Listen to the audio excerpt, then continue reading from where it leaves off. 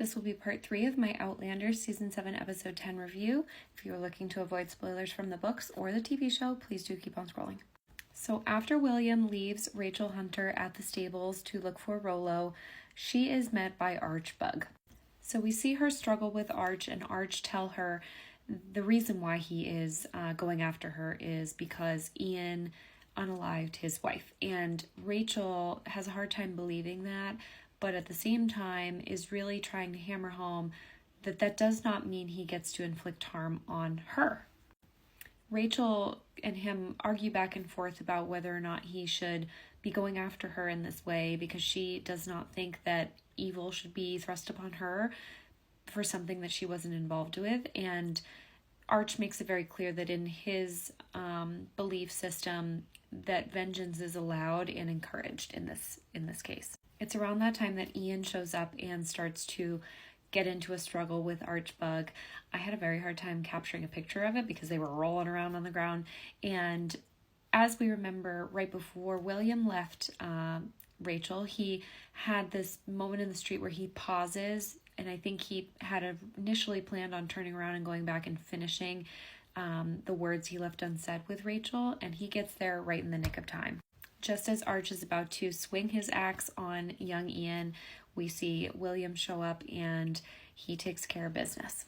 This particular shot, I think, reminded me a lot of Jamie when he says, I'll thank you to take your hands off my wife, and he has the gun pointed at Randall. I see a lot of, again, Jamie in this episode in William and his actions that he's taking as a man. For so long, he's been such a childish boy, and now we see him take command of a room, execute a plan. He's not acting on impulse without knowing the best way of kind of dealing with the aftermath of his actions. And so he tells them to leave and that he'll take care of the body, and he really behaves in a way that I think is similar to Jamie when he and Claire are in the thick of everything happening in season 1 with Randall. Ian professes his love to Rachel, but admits to her that he'll never be able to convert to being a Quaker because he knows that she wouldn't want him to say words that he didn't mean.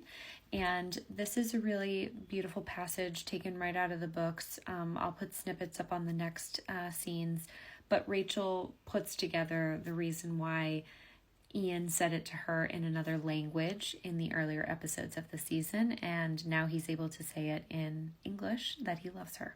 Her comments about Rollo being a wolf, but also the most worthy companion, and that Ian is her wolf, again, taken right out of the text. If you want to pause and read these, it's a really beautiful passage, and I think they did a great job portraying this in the show.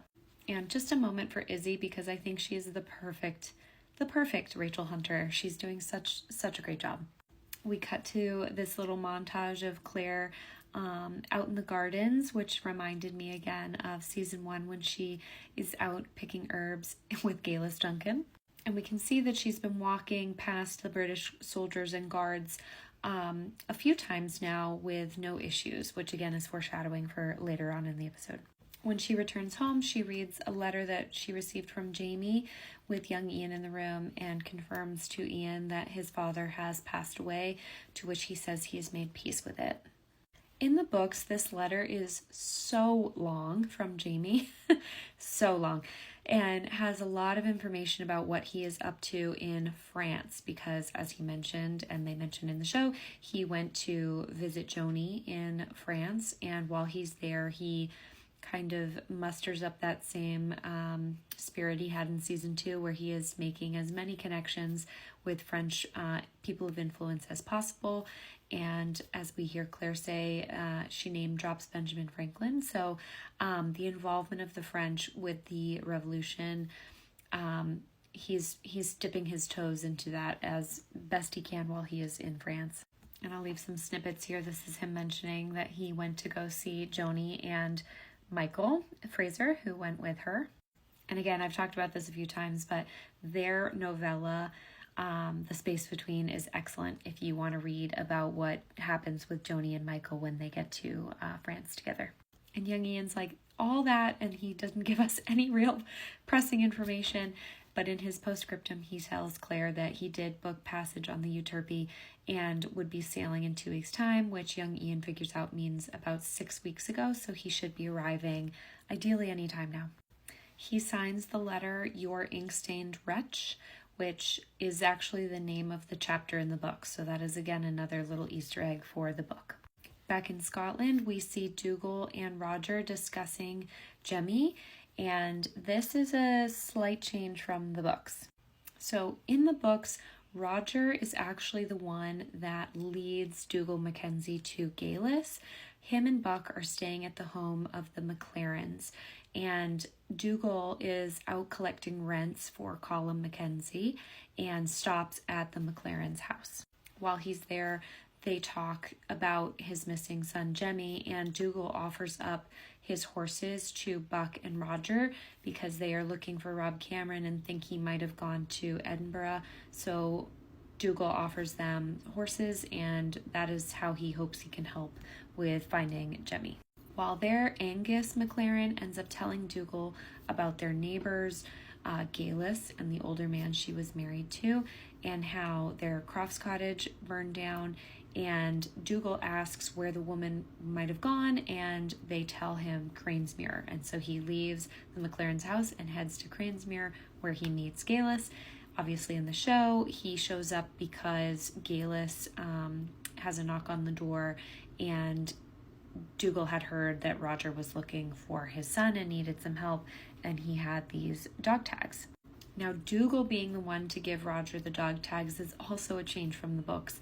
In the books, when Roger and Buck return back to Brian Fraser's home, Jamie's sister Jenny is there, and Brian tells him that while they were away, the new redcoat captain, which is Jonathan Randall, came by the house with these dog tags and asked if anyone knew who they belonged to, and Brian gave them to Roger. Now, I think it's quite funny that in the show we actually get to watch these two meeting for the first time and have Roger be a front row seat to it. When Dougal and Galis leave, Roger tells Buck that he knows exactly what the items are and that they belonged to a serviceman 200 years in the future, who was his father. His father went missing in action. I did a previous video talking about Roger's dad and a little bit more insight into that storyline, so look back for that video if you are curious. So this means in the upcoming episodes we will get to meet Roger's father, Jeremiah Mackenzie. And I'll put some snippets here of the book passage if you want to read the interaction between Roger and Jamie's father, Brian. He also mentions that Randall seemed to be fond of Jenny, and Roger kind of gives Buck a little insight into how dangerous Captain Randall is. So pause and read if you'd like.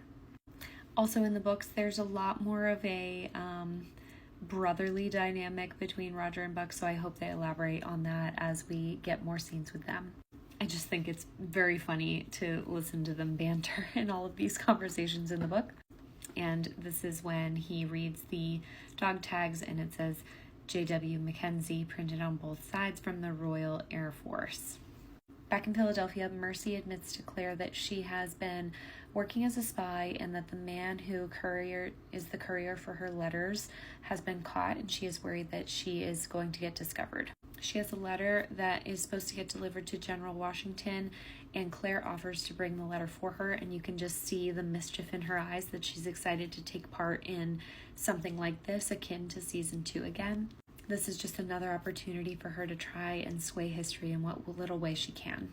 This is a woman on a mission. She goes back to the garden where she has been collecting herbs all week and thinks she's going to get away with just walking right on by these soldiers. And I personally just love seeing Claire in her element here, trying to get away with this as best she can in front of these British soldiers.